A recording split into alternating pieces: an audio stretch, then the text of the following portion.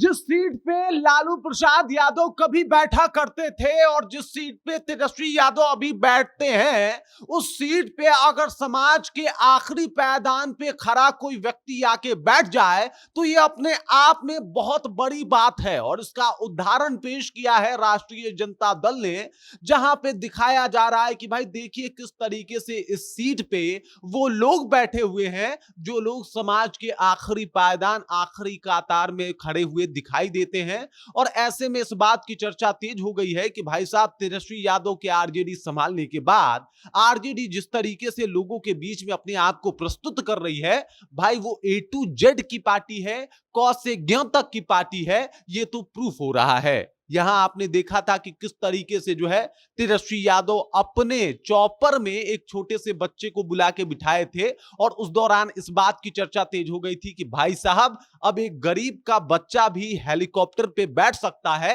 इस बात को बखूबी प्रूफ करके तेजस्वी यादव ने दिखा दिया था। पूरी कहानी क्या है, रोहिणी आचार्य ने किस तरीके से इस बात को रखा है, सब कुछ आपको विस्तार पूर्वक बताएंगे, समझाएंगे। लेकिन उससे पहले मेरा परिचय जान लीजिए। मेरा नाम है रजत और आप जनता जंक्शन देख रहे हैं। आपने देखा था कि किस तरीके से जो है वो पहले संजय यादव को टारगेट किया गया था रोहिणी आचार्य के द्वारा और कहा गया था कि भाई इस सीट पे आप तो नहीं बैठ सकते, मतलब इस सीट पे जब भी बैठेंगे तो लालू और तेजस्वी बैठेंगे क्योंकि हम लोग उन्हीं को देखना चाहते हैं। लेकिन कुछ और भी लोग बैठ सकते हैं जिसका मेंशन, जिसका जिक्र आज जो है वो रोहिणी आचार्य ने किया है। एक पोस्ट लिखा है कि वंचितों व समाज के आखिरी पायदान पे खड़े वर्ग समूह को आगे लाना ही राष्ट्रीय जनता दल के राष्ट्रीय अध्यक्ष आदरणीय लालू यादव जी के सामाजिक आर्थिक न्याय के अभियान का मूल मकसद रहा है। इन तस्वीरों में समाज के इन्हीं तबके से आने वाले लोगों को आगे बैठने देखना सुखद अनुभूति है। देख लीजिए ये लोग जो है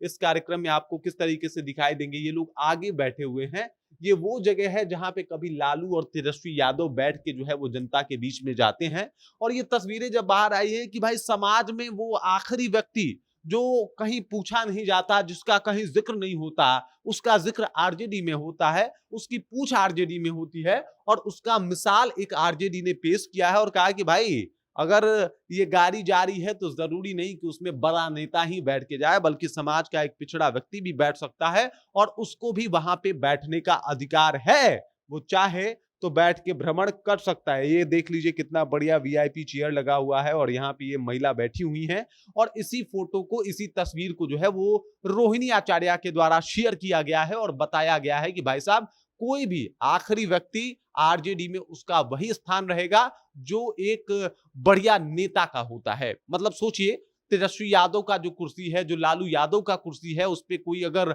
आम इंसान बैठ जाए तो ये अपने आप में बहुत बड़ी बात है। और सादगी की इससे बेहतरीन उदाहरण कोई और ज्यादा हो नहीं सकता, कोई और दूसरा हो नहीं सकता जो इस बार तेजस्वी यादव ने टाइम टाइम पे पेश किया है। अभी आपने देखा होगा कि किस तरीके से एक बच्चे ने हेलीकॉप्टर में चढ़ने की इच्छा जाहिर की थी और वो जिद करने लगा था कि भाई साहब उसको हेलीकॉप्टर में चढ़ना है और फिर तेजस्वी यादव ने अपने गार्ड को भेज के उस बच्चे को बकायदा हेलीकॉप्टर में बुला के बिठाया, उसको गिफ्ट दिया, उसको कलम दिया और कहा कि बेटा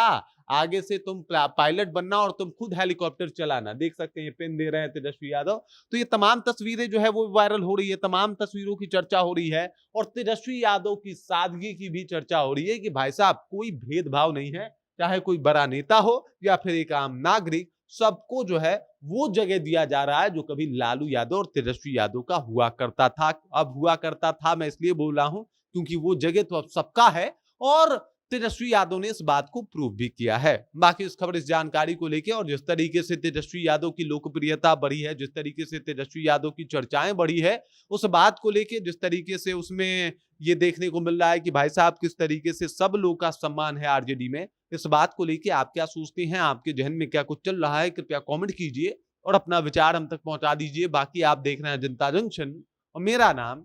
रजत है।